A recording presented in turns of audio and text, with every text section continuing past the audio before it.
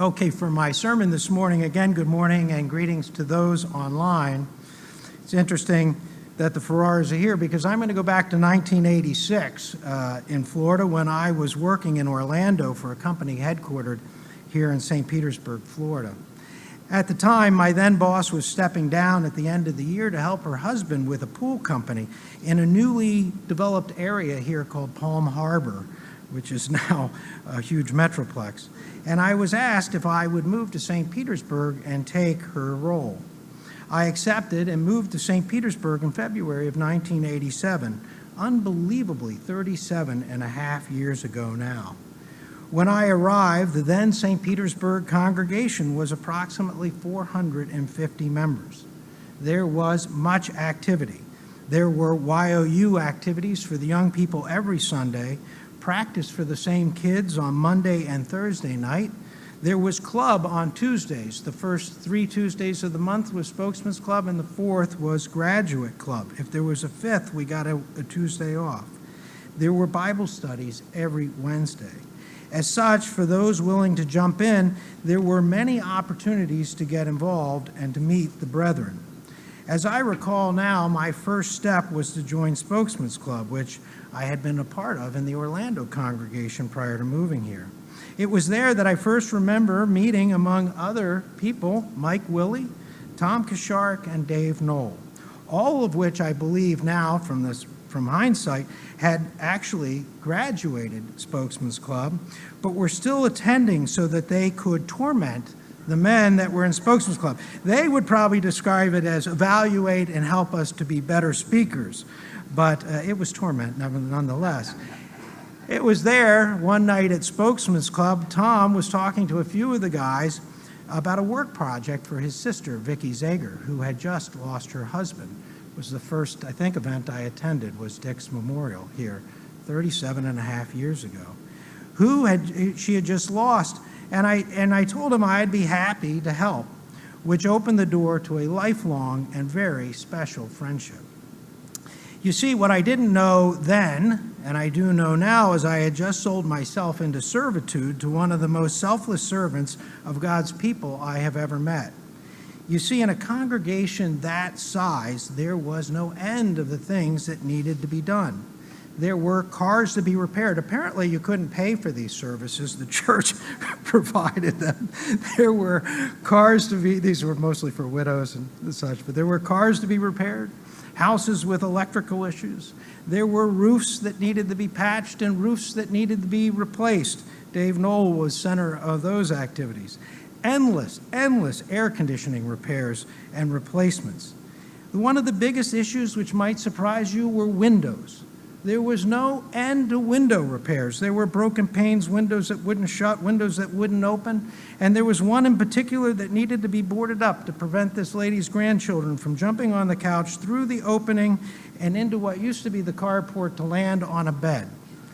I left that day with a severe headache. Some of the houses, unfortunately, were so filthy that it made your skin crawl. Actually, it wasn't your skin that was crawling, it was the roaches on your skin that was making their skin crawl. And as they say, a roach can't hurt you, but it can make you hurt yourself. I remember being in that air conditioning closet. And on it went, Sundays and weeknights. When there was a need, Tom was always there, and his lackey, Chucky, was there to hold the flashlight for him to see. Who knew, brethren, who knew you have to point the flashlight where he needs to see? I can tell you he can get a little snappy if you don't point the light where it needs to be. You probably wouldn't know that about our good friend Tom. This is just one area of service.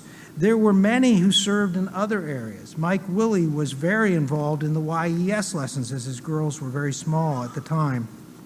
There were those that were coaching YOU teams, church activities. Twice a year we had yard sales. We raised $10,000 each yard sale. We would fill 4 tractor trailers up with junk that we all brought in, and we would sell them once, I can't remember, was it winter and summer? I don't remember how we did it now. And we would raise this money to support the softball activities. That's how we had the softball tournaments and our uniforms and all of that. Plus, we had the feast in those years here in St. Pete. 12,000 people would descend on St. Petersburg for the Feast of Tabernacles. And there was much work in preparation for the feast and after the feast. So why am I telling you all of this? Because this was my small corner of the St. Pete congregation. The lessons I learned serving and helping those by holding a flashlight were huge in life-changing for me. The least of which was never get assigned to fix the wall socket between the bedroom and the bathroom of an elderly incontinent man. Never do that, brethren. If Tom says that's your assignment, run for the hills. All kidding aside, while that was indeed a very bad day, the lesson was about serving one another and how to build relationships, lifelong relationships within the church family. Today, of course, we're much smaller and perhaps much less complicated when it comes to serving, and the needs of the brethren aren't as complicated either. Yet there is still much that needs to be done and perhaps more that should be done. Today I'd like to look at the subject of service and the church, not just from the perspective of seeing to the needs of others, but more importantly from the perspective of how serving each other is life-changing for ourselves. Jesus Christ, on his last night, illustrated the importance of selfless service when he washed his disciples' feet. When you back away from this washing of the feet as part of the Passover service and contemplate it, as Mr. Haney pointed out in his Bible study, his sermonette about contemplating what we're reading, that here he was, the Creator God, the I am, as he said to Moses, taking the lowliest of servants' tasks to set an example for us, that we are to do the same, not just wash feet at Passover service, but willing to serve in such a capacity. As we know, the full story and the significance of the event of that evening are found in John chapter 13, and it fills between verse 1 and verse 17. But because we're so familiar with it and we review it every Passover, let me just top line it for you. They were in that upper room for the Passover meal, and when the meal was finished, Jesus performed an act of humble service that profoundly impacted his disciples. After the meal, Jesus took a towel and a basin of water, and he began to wash the feet of his disciples. This was a task usually reserved for the lowliest of all the servants in a household. After washing all the disciples' feet, Jesus put back on his garment and returned to his place. He explained to them the significance of his actions, saying the following: "Do you understand what I have done for you? You call me teacher and Lord, and rightly so, for that is what I am. Now that I, your Lord and teacher, have washed your feet, you should also wash one another's feet. I have set you an example that you should do as I have done for you." Today I'd like to look at 3 lessons we can draw from this humility of serving one another without the idea of getting praise for it. The 3 areas I'd like to look at are humility and servanthood. Humility and servanthood. The second, leadership by example. Leadership by example. And the third, the benefit of mutual service, the benefit we derive from mutual service. First, humility and servanthood. Jesus, the Son of God, humbled himself to perform a task that was considered menial and degrading, to demonstrate that no service is beneath a true follower of Christ. It teaches that the greatness in the kingdom of God is not measured by one's willingness to serve others. It teaches that the greatness in the kingdom of God is measured by one's willingness to serve others selflessly, not the importance of the job in your eyes or someone else's eyes. In the church today, we are in need of new talent to step in for those who have already served for over 50 years, or some maybe over 70 years. I don't know where Mr. Walker is on his count currently. I was told that in the next 5 years, we will need to replace 25 of our current pastors who have requested to retire. And that's just in the United States. The numbers are far more complex when you consider the international areas where half of our brethren reside, and they are already understaffed with the ministry there. And it's just a staggering problem and a staggering number when you can contemplate this.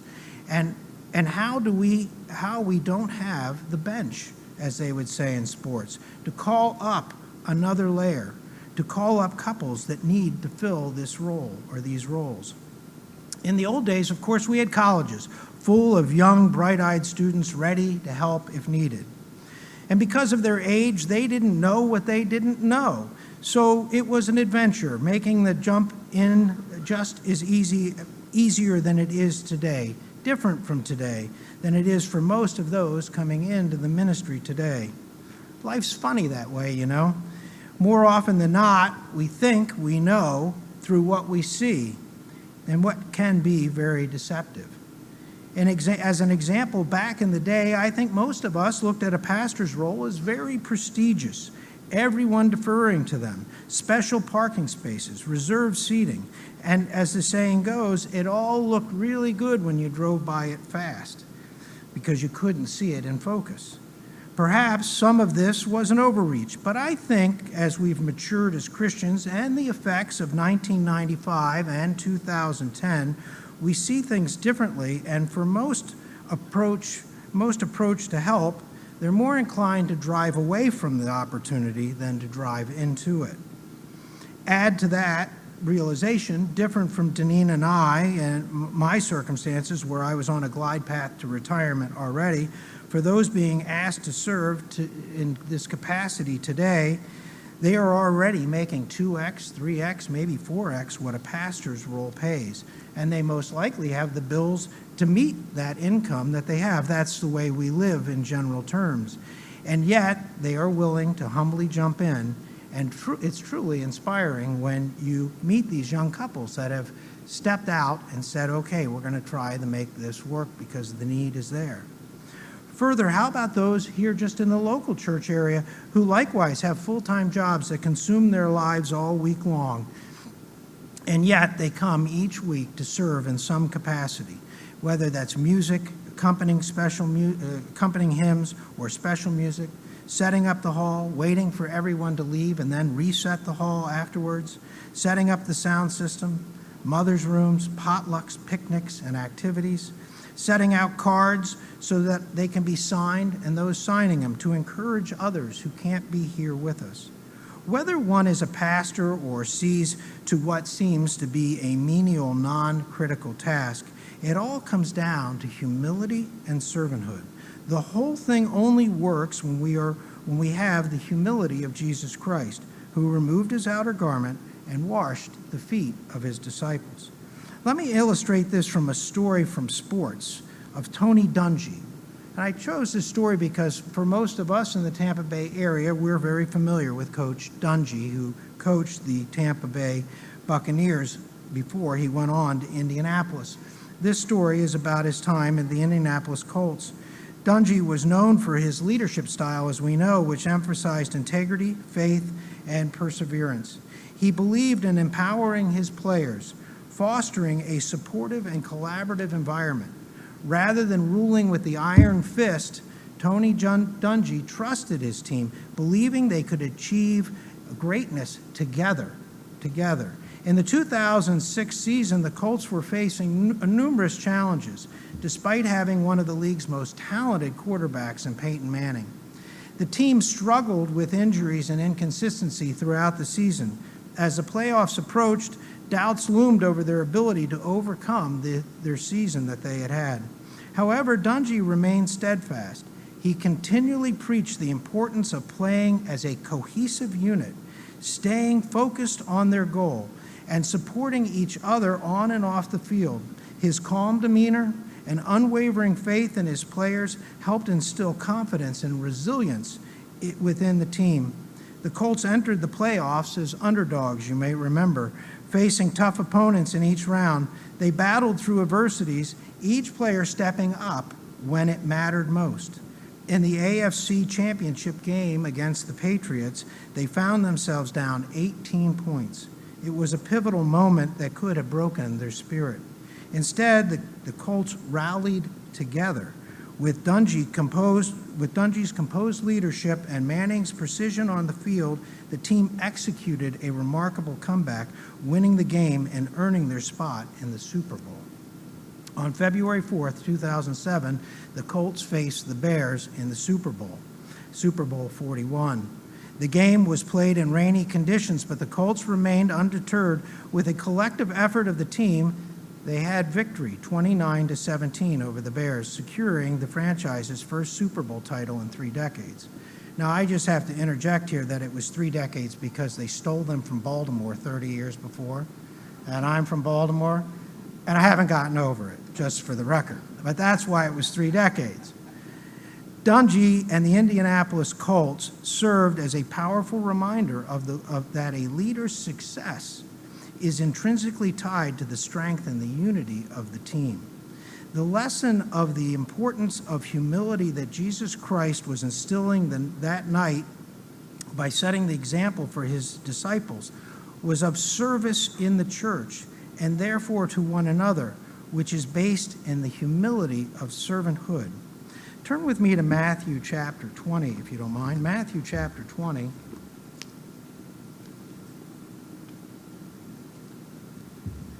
Matthew 20 and verse 25.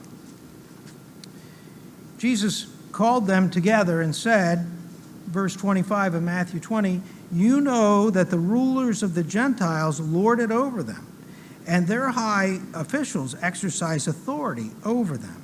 Not so with you. Instead, whoever wants to become great among you must be your servant, and whoever wants to be first must be your slave, just as the Son of Man did, not come to be served, but to serve, and to give his life as a ransom for many." Philippians chapter 2 and verse 3.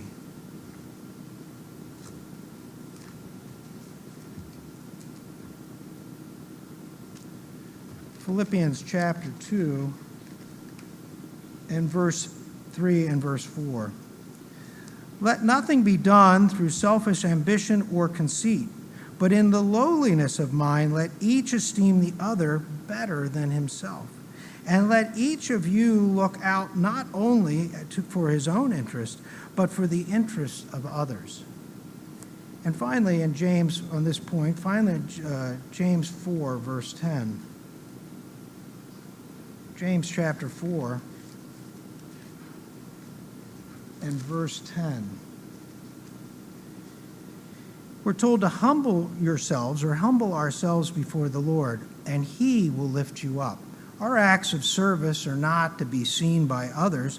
It is God that we want to humble ourselves before so that he can elevate us if that is his desire to do so. Jesus Christ set the ultimate example of humility and servanthood, divesting his divinity to come to earth as a human being. That alone is unbelievable example of humility.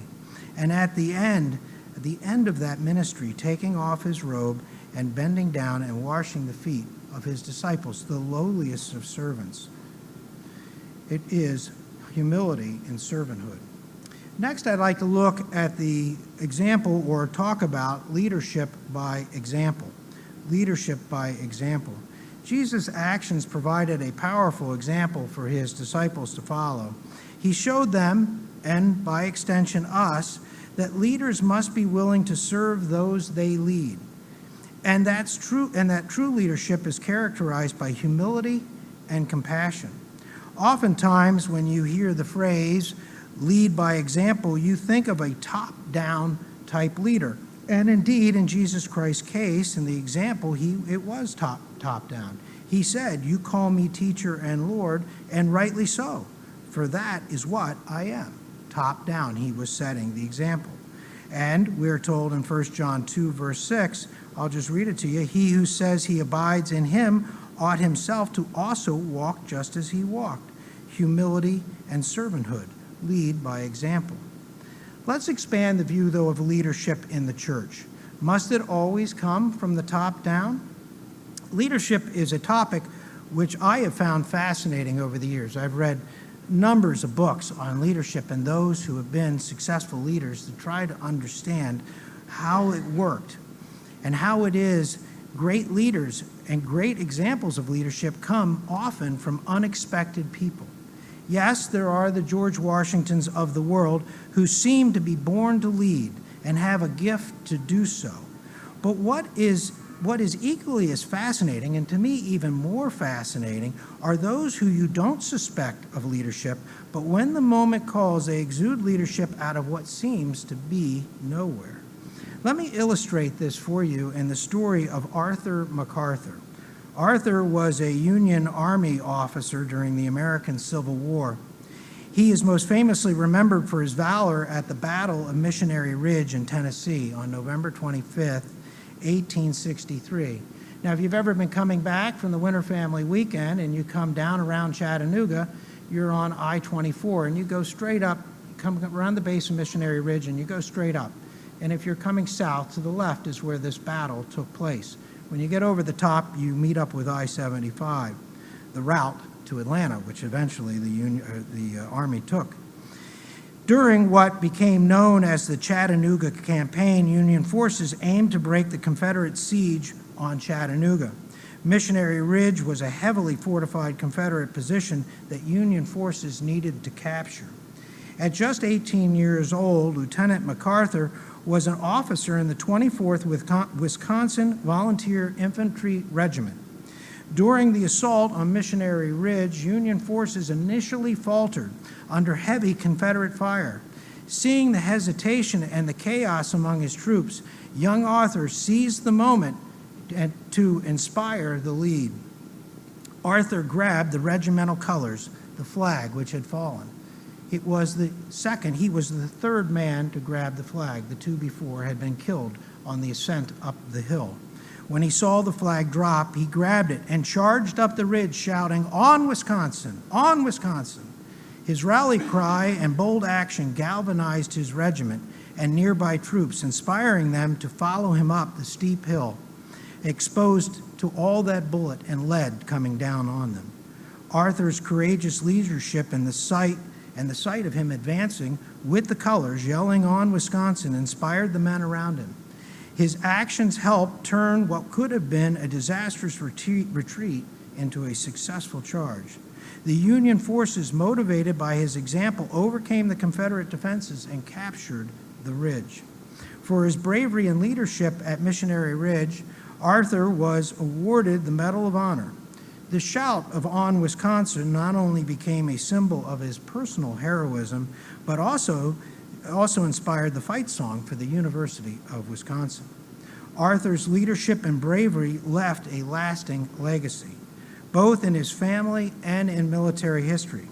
His son, Douglas MacArthur, would later become one of the most renowned military leaders in American military history, undoubtedly inspired by his father's example of courage and leadership. True leadership is not a noun. It's not a thing. It's a verb. It is an action that takes place. Setting an example is an action. There are many people in places of leadership today who cannot lead. They've gotten there for other reasons. And then there are those who would pick up the flag and yell out of nowhere, "On Wisconsin," inspiring others to follow them, even to their own peril, into the face of oncoming lead. You're never too young to develop leadership skills, training yourselves for the moment that the flag drops and all hope seems to be lost. Take the story of another young man, likely younger than Arthur, who, when the moment arose, he rose above those who you would have thought would have had everything handled.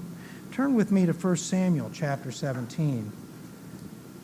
1 Samuel 17, we're very familiar with the story of David and Goliath, but think about it in the same context of leadership coming out of nowhere. 1 Samuel 17, beginning in verse 1, it's describing the setting here. It says, "Now the Philistines had gathered their armies together to battle and were gathered at Soka, which belonged to Judah, and they encamped between Soka and Azekah in Ephas Damin. And Saul and the men of Israel were gathered together, and they encamped in the valley of Elah, and drew up battle array against the Philistines. The Philistines stood on one side of the stood on a mountain on one side, and Israel on the other side of the mountain, with a valley between them.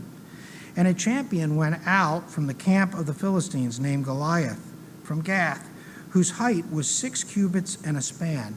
That's approximately 9 feet tall. He had a bronze helmet on his head, and he was armed with a coat of mail, the metal mesh that you see from the Middle Ages.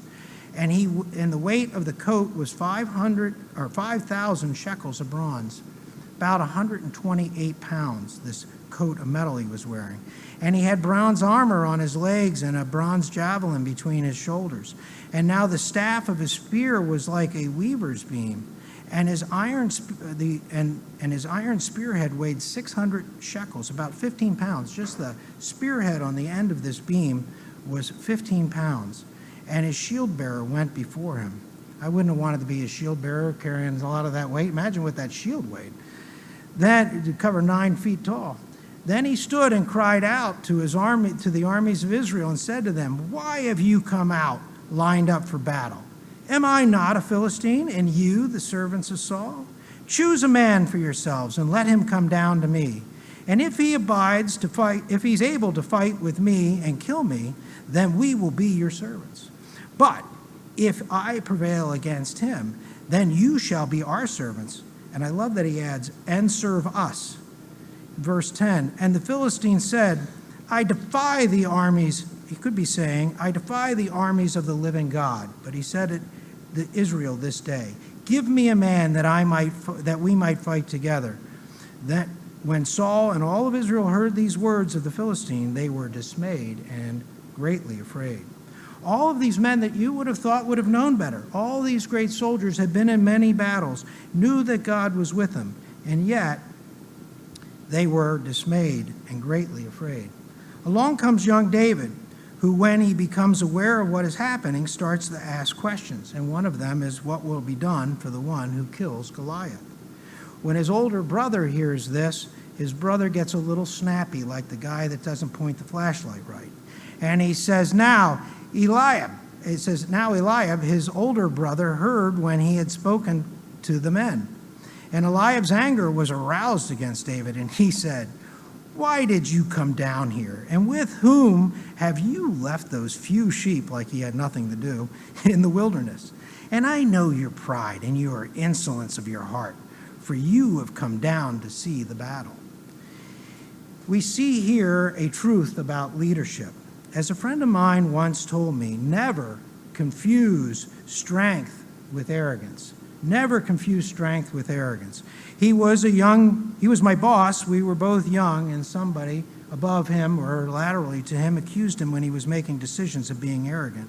And he looked at him in the eyes and he said, never confuse strength with arrogance. When you've made a decision, always do so with strength of your convictions, which others who are unwilling to lead might perceive as arrogance, trying to put you down. Who are you to pick up the flag and run up the hill, young Arthur? David had prepared himself both physically and spiritually so that when the moment came, he had the courage of his convictions. Let's pick it up in verse 34, where David's now talking to Saul. He says, "Your servant used to keep his father's sheep, and when a lion or a bear came and took a lamb out of the flock, I went out after it and struck it, and I delivered the lamb from its mouth. And when it rose against me, I caught it by the beard and struck and killed it. Your servant has killed both lion and bear. This uncircumcised Philistine will be like one of them. See, he has defied the armies of the living God." One could look at one could look at this from David's brother's position and would say his younger brother was quite arrogant. And another could look at it and say he had the strength of his convictions. He had prepared himself physically and spiritually for this moment. Verse 37, Moreover, David said, the Lord who delivered me. This is where he's prepared spiritually because he knows where his strength comes from. He says, the Lord who delivered me from the paw of the lion and the paw of the bear, he will deliver me from the hands of this Philistine. David was prepared. Prior proper planning prevents poor performance. David was prepared physically and spiritually. Leadership is a skill which must be honed when no one is watching. So when the moment arrives, you are ready to lead and be an example for others. Today you may be serving in the church in a way that you don't think much of. Holding a flashlight in the dark of the evening, helping another fix a widow's car so she can go to work the next morning. And all the while, perhaps preparing yourself for tomorrow when you might have to be face to face with your own Goliath, which may require the strength to lead by example, picking up the flag, knowing what to do, and yelling on Wisconsin. The third area I'd like to look at from service is mutual service and how it benefits everybody involved. Jesus instructed his disciples to serve one another in this same way. Mutual service strengthens a community and fosters a spirit of love and unity within the church. When you think of mutual service in the church and what it looks like, you would have to start at the beginning of the New Testament church. Turn with me to Acts chapter 2, and we'll take a look back in time at this remarkable moment when the church is just starting. And you see this mutual service they have to one another. Acts chapter 2, beginning in verse 42. Acts chapter 2 and verse 42. And they continued steadfastly in the apostles' doctrine and fellowship, and in the breaking of bread, and in prayer.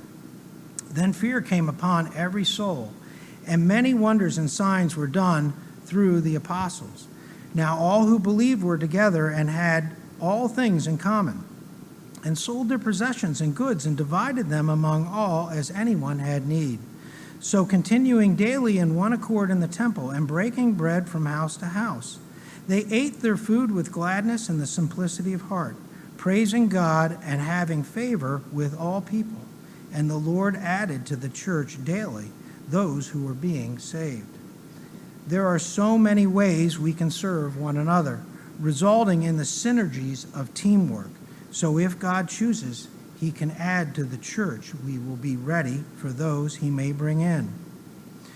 To illustrate the concepts of the strengths of synergy, the idea that together we can achieve more than we can alone, let's consider the remarkable strength that can be found in unity. A lesson drawn from perhaps an unexpected source in our day and age, a world of horse-pulling competitions, the predecessor of the modern-day tractor pulls. I found a story that goes back to the beginning of the last century from a state fair about how people learned about the power of the synergies using these horses.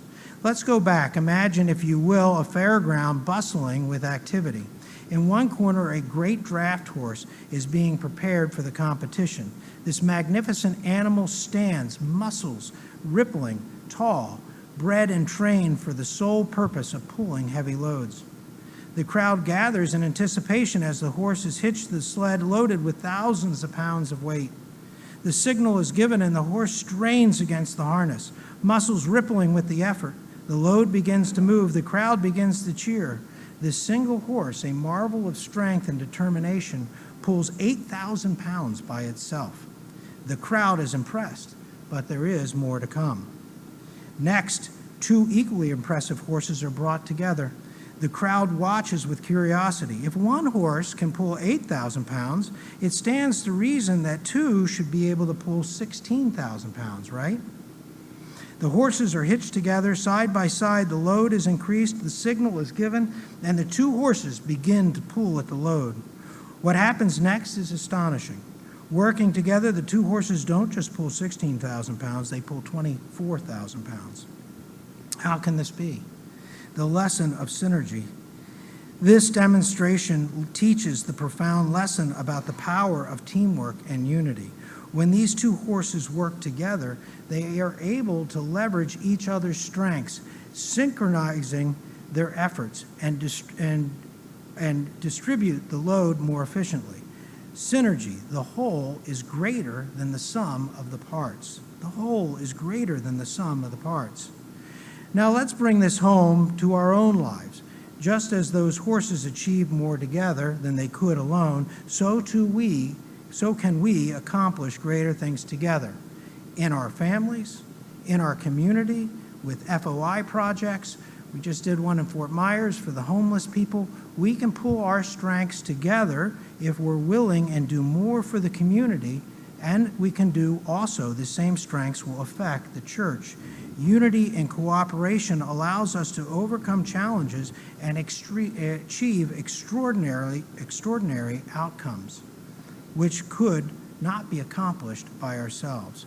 This concept of unity is etched all the way through the Bible, but I think the quintessential verses for this concept is found in the book of Ecclesiastes.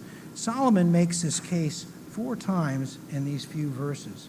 If you want to, turn to Ecclesiastes chapter 4. Ecclesiastes chapter 4, and we're going to look at verses 9 through 12. He starts out by telling us that 2 are better than 1 because they have a good return for their labor. If either of them falls down, one can help the other up. But pity the one who falls and has not one to help him up. Then he says, if 2 lie together, they will keep warm. But how can one keep warm alone? And then he says again, then one may be overpowered, but 2 can defend themselves. A cord of 3 strands is not easily broken. Just like the horses, when we come together in faith and purpose, our combined efforts produce the result far exceeding what we could achieve on our own. Add to that the promise that God gives us in Matthew chapter 18 and verse 20, where 2 or 3 are gathered in my name, I am in the midst of them.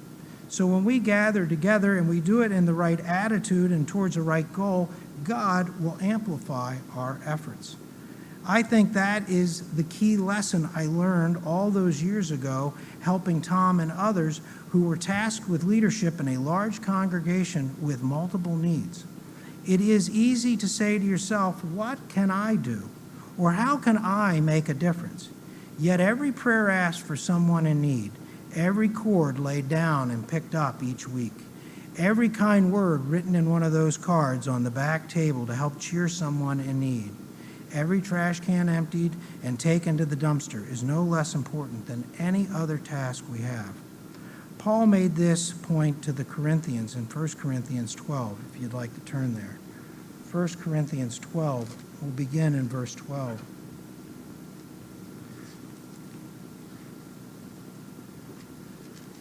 First Corinthians 12, beginning in verse 12, it says, just as a body, though one has many parts, but all its many parts form one body. So it is with Christ. Drop down to verse 14. Even so, the body is not made up of one part, but many. Now, if the foot should say, because I am not a hand, I do not belong to the body, it would not for that reason stop being part of the body. And if the ear should say, because I am not an ear, I do not belong to the body, it would not for that reason stop being part of the body. And if the body were an eye, if the whole body were an eye, where would the sense of smell be? If the whole body were an ear, where would the sense of, I think I got that wrong. Where would the sense of hearing be? If the whole body were an ear, where would the sense of smell be? But in fact, God has placed the parts in the body, every one of them, just as he wanted them to be. And if they were all one part, where would the body be?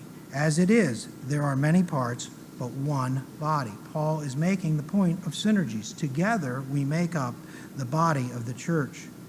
As time continues to go on,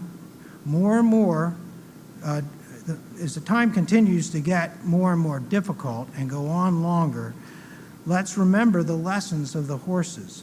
Let us strive for unity and teamwork in all that we do. We need to support one another, lift each other up, work together for a common goal. In unity, there is strength, and through collaboration, mutually serving one another, we can achieve our goal. Our goal is God's commission to preach the gospel to the world. Mutual service allows us to harness the power of togetherness in our lives. And if done with the right perspective, God will bless our collective efforts and as we seek to serve Him and each other. As I started out today, I described a time which now seems a millennium ago, when the St. Petersburg congregation was 450 plus people. And for that matter, the Tampa Bay area was probably 3,000 people when you put all the 6 churches that made it up together. And we were very busy doing and serving. But from the advantage of time and maturity, I wonder about some of it, if indeed we had a completely balanced approach to it back in the day.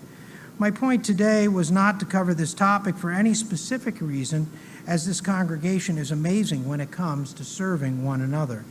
I wanted to cover it because we live in a time when more is going to be asked and required of fewer. If you had told me 37 and a half years ago, when I was holding that flashlight for Tom as he fixed someone's AC at night, that I would one day be here, where I am today, standing before you, not only would I have laughed, but believe you me, brethren, I would have had a choir of laughter with me. We are living through a time different from any we have known in the modern era of the church, when the baton is being passed to a new generation of the Church of God. It is our responsibility to see to it that as we go forward, that those coming up learn the lessons from us, the lessons of Christian leadership, through selfless serving of each other. At the core of the lesson is the example Jesus Christ set as he was passing the baton to his disciples on that last physical night of his life, of humble service, leading by example, teaching them to work together in mutual service to one another and to the church. And when he said to them, I have set you an example that you should do as I have done for you.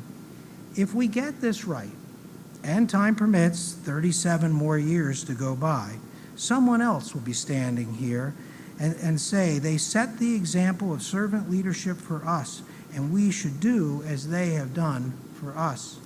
Selfless service is at the heart of Christian discipleship. By following Jesus' example, we demonstrate our love for God, our love for one another, building a stronger church, building a stronger community and family. Service should be at the core of our Christian walk.